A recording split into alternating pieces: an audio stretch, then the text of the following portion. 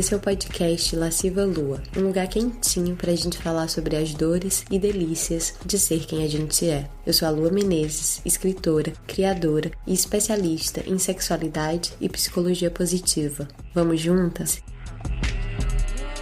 Oi, deusa! Chegamos ao terceiro episódio dessa temporada Pocket do podcast, edição especial Jardim das Delícias. E hoje a gente vai esmiuçar um pouco mais uma das estratégias mais eficazes que o patriarcado inventou para enfraquecer mulheres e afastar a gente da luta por mais poder. A gente vai falar de um tema que toca e atravessa todas nós. A gente vai falar de beleza, da relação que a gente aprendeu a ter com a nossa beleza ou com o que a gente acha que é a falta dela, como isso afeta a nossa autoestima, como isso afeta o nosso prazer. Então, sem mais delongas, vamos pro episódio? Capítulo 3: A beleza negada. No capítulo passado, a gente viu como o corpo e a sexualidade feminina foram negados ao longo da história. Mas não foi só isso que nos foi negado. Também nos negaram a beleza. A beleza foi arrancada do corpo real das mulheres e colocada no patamar inalcançável das celebridades.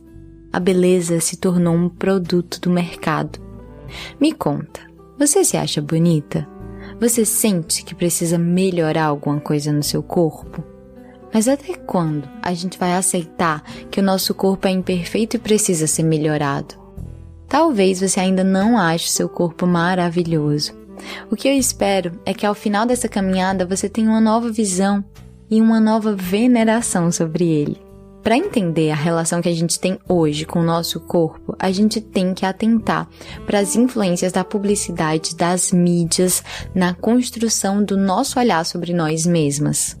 Nosso olhar é programado. Desde muito cedo nos são dadas referências para nos compararmos. A gente vive na contradição de uma sociedade que exalta e vende beleza, mas que aniquila suas várias formas. Nesse capítulo, a gente vai discutir as consequências devastadoras do mito da beleza e a associação cruel do mito da beleza com o sexo.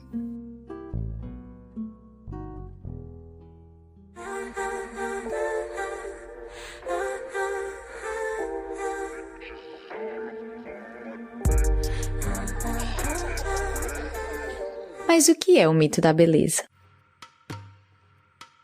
Essa expressão vem do livro homônimo da escritora Naomi Wolf, que escreveu uma verdadeira bíblia sobre o assunto. Segundo Naomi, o mito da beleza é essa complexa trama de construção de uma beleza padrão, que é explorada exaustivamente pela publicidade e pelas mídias. Essa beleza construída artificialmente serve a vários propósitos, especialmente para alimentar o sistema capitalista, nos fazendo consumir mais e mais, e para sustentar o poder patriarcal, nos fazendo acreditar que somos menos capazes ou nos distraindo tanto com preocupações sobre beleza que a gente acaba não ameaçando tomar os cargos de poder ocupados pelos homens. O que acontece? Com a nossa autoestima constantemente atingida e abalada pela publicidade, pela opressão de um padrão de beleza irreal, a gente acaba entrando em guerra com o nosso próprio corpo. Ocupadas em lutar e quem sabe um dia vencer essa guerra, a gente acaba só se distanciando cada vez mais de nós mesmas. A gente gasta nossos esforços, tempo, dinheiro, energia em aperfeiçoar a nossa aparência.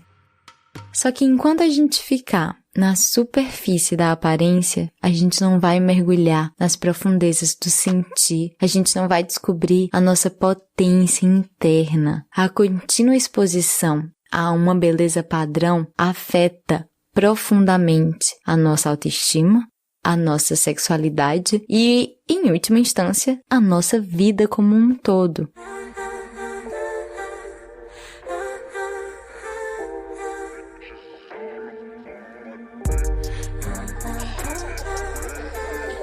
Vamos voltar um pouquinho, vamos pensar lá em antigamente, na época que a imprensa ainda não existia. A gente vai perceber que algo que hoje nos é absolutamente natural, isto é, estar continuamente exposta a imagens de mulheres ditas perfeitas, seja na televisão, nas revistas, nas redes sociais. Era simplesmente algo que não existia, não era uma realidade. Até muito pouco tempo atrás, as mulheres não estavam condicionadas a verem o tempo inteiro imagens de outras mulheres, não estavam acostumadas a serem comparadas o tempo inteiro às mulheres ditas perfeitas. Elas mal estavam acostumadas a ver a sua própria imagem. Talvez você não se dê conta, mas espelhos e câmeras fotográficas são conquistas bem recentes. Ambos só foram popularizados a partir do século XIX. Espelho, que é uma coisa que hoje todo mundo tem em casa, até é uma invenção antiga, mas foi só no século XIX que a produção barateou e os espelhos se tornaram populares. Até então, espelho era utensílio de luxo. Nessa época pré-selfie, ter a própria imagem eternizada era um privilégio. Era uma coisa daqueles que tinham dinheiro suficiente para contratar um artista para pintar o seu próprio retrato. A fotografia só foi inventada com êxito em 1826 e mesmo assim ainda levou um tempo para se popularizar. O que é que isso quer dizer? Que apenas 2 séculos atrás, e 2 séculos atrás não é nada na história da humanidade, as pessoas simplesmente não se viam o tempo inteiro. E também não se preocupavam o tempo inteiro com a sua própria aparência. O avanço da tecnologia nos fez nos tornarmos uma sociedade loucamente imagética. A partir do século XX, o nosso reflexo se tornou cada vez mais banal. A gente se tornou modernas narcisas. As imagens começaram a ser veiculadas como nunca visto na história da humanidade. Se antigamente imagens pertenciam ao campo da arte, da iconografia religiosa, dos retratos dos mais ricos, hoje as imagens pertencem a todo mundo e ao mercado. E o ramo que mais se utiliza disso é a publicidade. A gente passou a ser bombardeada com imagens do corpo perfeito, da beleza perfeita e de tudo que a gente deve comprar para obter isso. Desde o instante em que a gente nasce, a gente é exposta a construções de gênero e a um ideal impossível de perfeição. A gente aprende a se comparar, a gente aprende a invejar, a gente aprende que a gente não é igual à moça da propaganda, à moça da capa de revista. A gente aprende que a gente não é o suficiente. E isso é ótimo para a roda de consumo do capitalismo. Quanto mais a gente se sente feia, menor, imperfeita, envergonhada do nosso próprio corpo, culpada por não conseguir atingir o ideal, quanto mais frágil a gente estiver, mais suscetível a gente está a comprar os produtos e procedimentos que nos prometem nos aproximar de quem ainda não somos. A gente aceita que precisa ser melhorada e assim a gente gera bilhões e bilhões em lucros para empresas que pouco se importam com a nossa integridade mental e emocional. Segundo a Sociedade Internacional de Cirurgia Plástica e Estética, em 2017, o Brasil ficou em segundo lugar no ranking mundial de cirurgias plásticas, perdendo só para os Estados Unidos. Nesse mesmo ano, o Brasil também ficou em quarto lugar no ranking mundial de consumo de produtos cosméticos, perfumaria e higiene pessoal. Imagine o que a gente poderia fazer com todo esse dinheiro, tempo e energia que a gente investe na nossa efêmera aparência. Imagine as viagens, os cursos, as comidas deliciosas, os vibradores, as massagens, os retiros espirituais, os negócios, as festas, os presentes que a gente poderia comprar para as nossas amigas, os projetos que a gente poderia investir. Imagine todos os pequenos e grandes atos de prazer que a gente poderia bancar. É um ciclo vicioso. Ao gastar tudo ou quase tudo na nossa aparência, a gente economiza em autoconhecimento e prazer. A falta de autoconhecimento nos mantém acríticas e presas ao padrão de beleza, à sensação de falta, à roda do consumo. A falta de prazer nos mantém infelizes e acreditando que talvez a solução seja consumir ainda mais.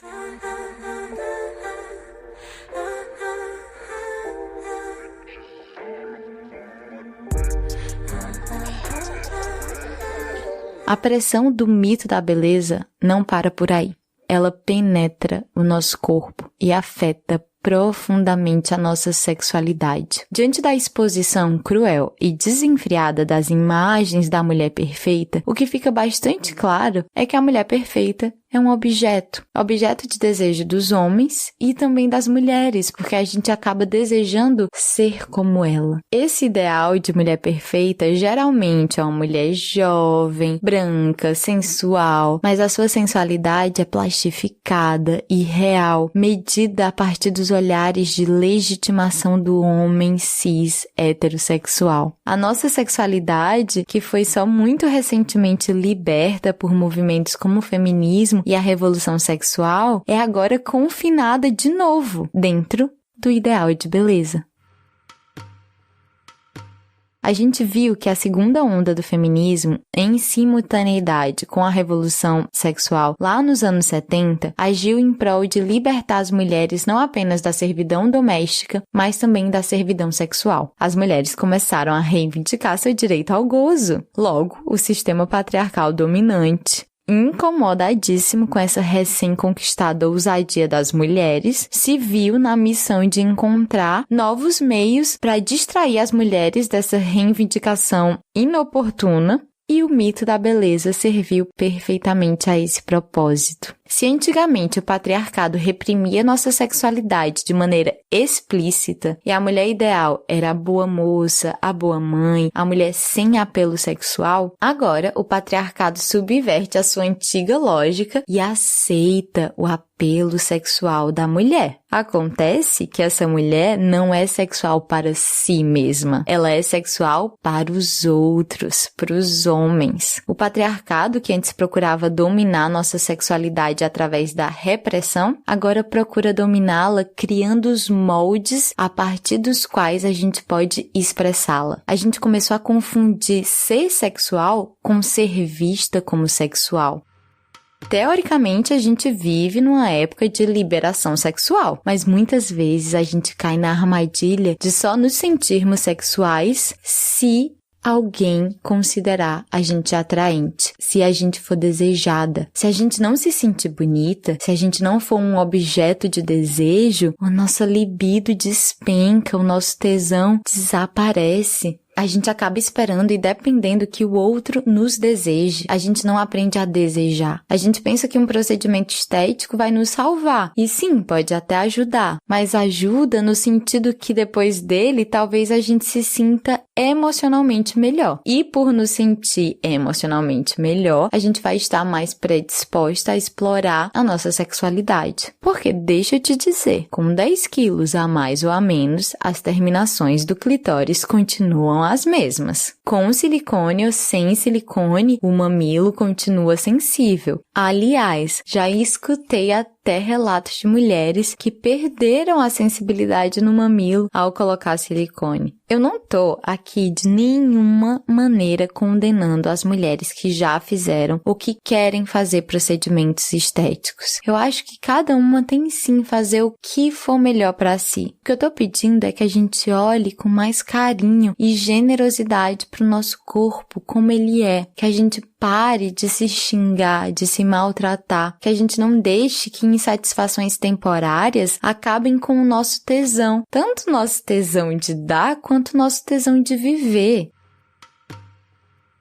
Seja como for, o corpo já é sexual, ele não precisa da legitimação de ninguém. O mito da beleza usa e abusa da sensualidade. É um cabo de guerra. Por um lado, a gente é sexualmente reprimida, por outro, a gente é hipersexualizada. A gente é ensinada a esconder nossa sexualidade, tirar a mão daí, fechar as pernas, mas a gente é exposta a imagens da femme fatale. A femme fatale é o suprassumo da mulher sexualmente poderosa que consegue tudo que ela quer. As propagandas usam isso a todo momento, colocando rostos de mulheres com expressões de prazer claramente sexual, mesmo nas propagandas mais banais, seja para vender perfume, cerveja, creme anti-age, o que for. Esse rosto, é claro, é photoshopado, sem poros, sem ruga, sem espinha, sem falhas. O que a gente acaba gravando no nosso inconsciente é que para sentir esse êxtase da mulher da propaganda, a gente tem que primeiro ter esse rosto. Para ser sexualmente poderosa, a gente tem que primeiro ser bonita, como se o prazer fosse reservado apenas às belas. Mas deixa eu te contar uma coisa, deusa. Não há nada mais democrático que o prazer e nada mais gratuito. Basta ter um corpo.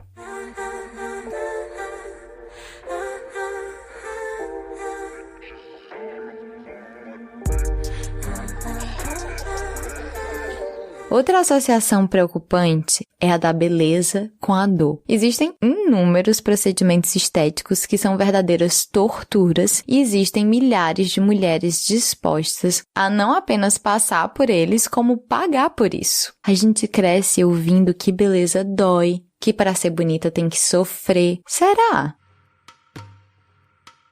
A questão problemática disso é a naturalização da dor. A mensagem subliminar que fica é que é normal mulher sentir dor, como se a dor fosse uma consequência do próprio ato de ser mulher. A gente acaba aprendendo a suportar e tolerar dores que, na verdade, são desnecessárias. Talvez você pense, mas também existe um padrão de beleza masculino. De fato existe, mas ele é muito mais maleável e menos interruptor do que o padrão feminino. Primeiro que a idade não é um fator crítico para a beleza de um homem. Um homem grisalha é considerado charmoso, enquanto uma mulher grisalha é considerada desleixada. Em geral, um homem considerado feio pode até encontrar alguma dificuldade, alguma desvantagem na corrida da conquista sexual, mas o seu desejo em si não é afetado. Ele não se acha menos sexual por causa da aparência. O seu tesão se mantém ali, intacto. Ele continua se sentindo no direito de ter prazer.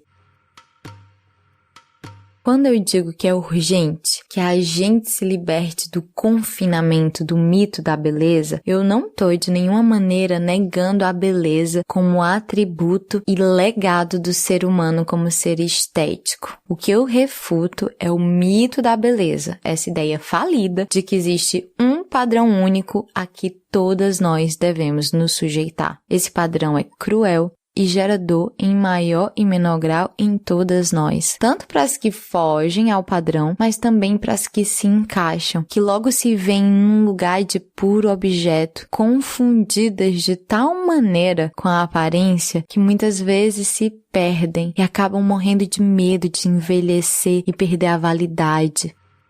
Eu acredito que nós mulheres somos sim movidas à beleza, mas eu defendo aqui que a gente ressignifique beleza e que a gente comece a ver a beleza como uma qualidade menos publicitária e mais poética. Belo, pra mim, é o que me faz sentir acesa por dentro. É o que mexe com os meus sentidos e me emociona. A beleza, pra mim, tá assim, nos olhos de quem vê. Se eu me olho com olhos de beleza, é claro que eu sou bonita. Eu também sugiro que a gente comece a transformar os nossos cuidados de beleza, que eles se tornem mais do que obrigações, mais do que tentativas de se encaixar ou de agradar aos olhos do outro, algo que a gente faz por nós mesmas, rituais de prazer, de autocuidado, de autoamor. Se sentir bonita é sim maravilhoso. Assumir a nossa sensualidade é sim maravilhoso. E todas nós merecemos isso. Mas a gente tem que parar de atrelar a nossa sensualidade com a validação alheia.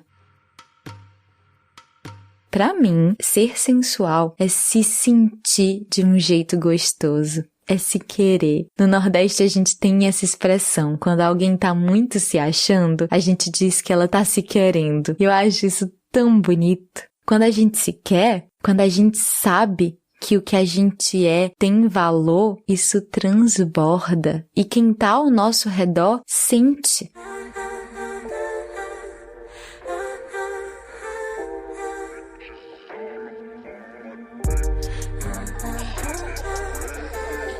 Nada melhor do que investir no seu corpo erótico para fortificar a sua autoestima. O que eu quero dizer com isso?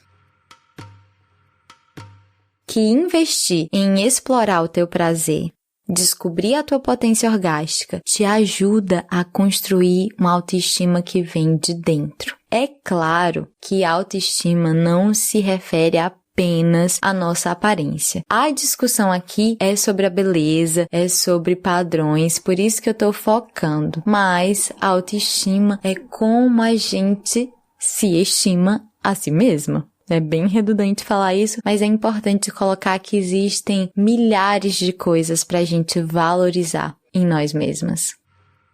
Quando eu falo que descobrir a potência orgástica é uma forma de fortalecer a autoestima, o que eu digo é, quando a gente goza, quando a gente sente a imensa energia que pulsa no nosso ventre, quando a gente sente a força do nosso orgasmo, quando a gente, através do orgasmo, se transforma e se leva para um outro mundo, meu Deus, a gente olha para o nosso corpo, esse corpinho aqui, e pensa, se o meu corpo é capaz de tudo isso, eu sou capaz. Eu sou muito capaz. Esse deslumbramento faz com que a gente passe a atrelar nosso poder não mais à superfície da nossa aparência, e sim à enorme força interna que a gente tem dentro. A gente constrói uma autoestima muito menos frágil, porque a base dela não tá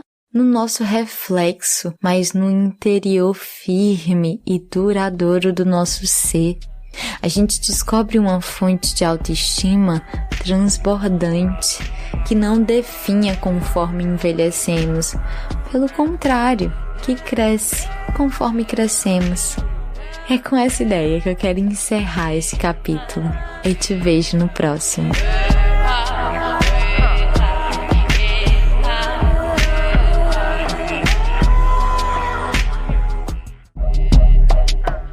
Espero que você tenha gostado desse episódio. Para acompanhar mais conversas e conteúdos suculentos, basta assinar minha newsletter através do site escolalasciva.com. Se você quiser mais informações sobre os meus cursos e workshops, você encontra tudo lá no site também. Não esquece, prazer é aprendizado. E se você ainda não me segue no Instagram, segue lá, @lascivalua com 3 As no final. Até o próximo.